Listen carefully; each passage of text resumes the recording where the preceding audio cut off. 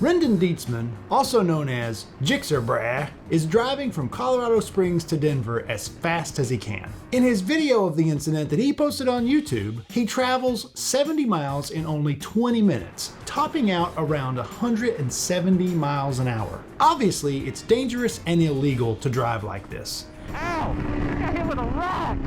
And it's stupid to post videos of yourself doing illegal activity on a public forum like YouTube. But if you didn't know, there's an entire subculture of people who love riding their crotch rockets in crazy ways. And of course, because of social media, they share all of it. You gotta get some of those likes. So are any of these YouTubers getting arrested? Well, YouTuber did. Here's how the police caught him, and along the way I'll give some important legal tips about posting illegal activity on YouTube. Rendon YouTuber Dietzman has been posting videos of his motorcycle riding online since at least 2016. His channel trailer on YouTube even begins in my hometown, Decatur, Texas. 5 just on the edge of DFW, which is Decatur. And in this video from 2020, Mr. Dietzman claims that he's stopping the cops from pursuing a fellow motorcyclist.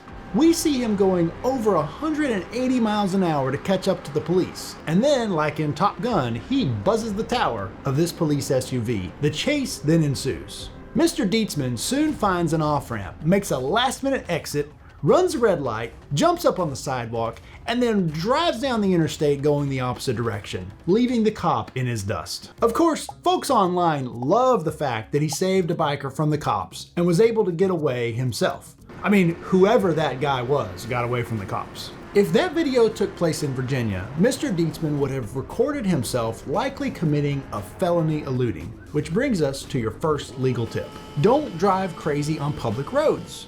Do it on a closed track or a private road that is closed to public traffic. But all's well and good since nobody got hurt and he got away, right? For that day, yes. Keep in mind, just because you don't get pulled over on the day of an alleged offense does not mean that the officers can try to find out who you were and later pursue action against you for what they think is illegal activity.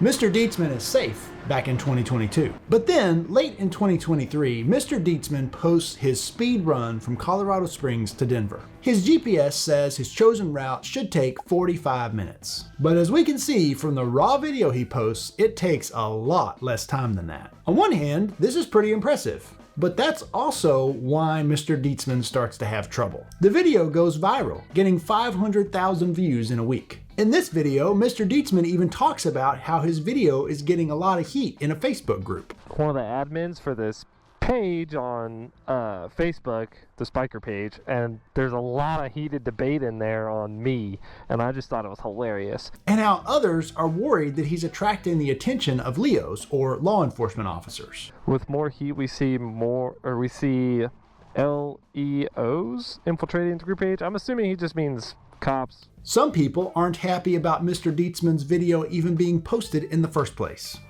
Oh, this page is keeping the video of the mentally challenged rider off our page for multiple reasons. So here's your second legal tip of the day. If you're going to do illegal things, don't photograph or film them. Back in middle school, some classmates of mine got in trouble for blowing up the assistant principal's mailbox. And how did they get caught? They used the family camcorder to film the event. But then Mr. Dietzman admits that maybe he's getting too much attention for his little Colorado stunt. I definitely am. I'm the bad boy.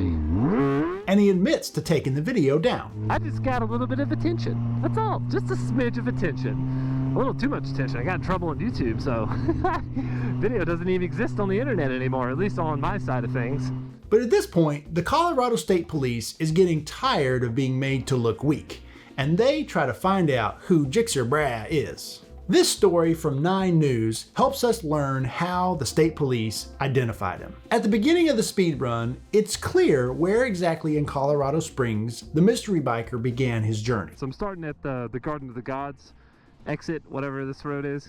Surveillance video from a nearby car wash showed the biker in the area that day. Then the police found some footage from a convenience store. So the police now know what the biker looks like, but they don't yet have a name for him. And this is where the virality of YouTuber's video may have contributed to him getting in trouble for it, because he's actually from Texas and he's been pulled over there before. As Fox 31 in Denver reports, the Dallas County Police Department and the El Paso County District Attorney's Office helped the Colorado State Police identify Mr. Dietzman, partially based on body camera footage from a previous traffic stop in Denton, Texas. Then, the Colorado State Police got a search warrant for Mr. Dietzman's cell phone data. And sure enough, that data was the silver bullet. So your third legal tip is that if you're going to do illegal things and you're going to post them online, don't bring your very trackable cell phone with you and don't use a very unique and recognizable vehicle in the process. The Colorado State Police obtained an arrest warrant. Mr. Dietzman is arrested in Denton County, Texas, home of the North Texas Mean Green, and he is extradited back to Colorado Springs. After all that time and manpower, Mr. Dietzman pleads guilty to various misdemeanors and is sentenced to paying fines, the costs of his extradition, and having his privilege to drive in Colorado suspended, in addition to serving 14 days of jail. Only 14 days for exceeding 170 miles an hour? If he did this in Virginia, Mr. Dietzman would likely be buried under the jail. He'd definitely be serving more like 60 to 90 days in most courts that I practice in. In this case, a YouTuber snitched on himself, but the police are also using YouTube videos as bait.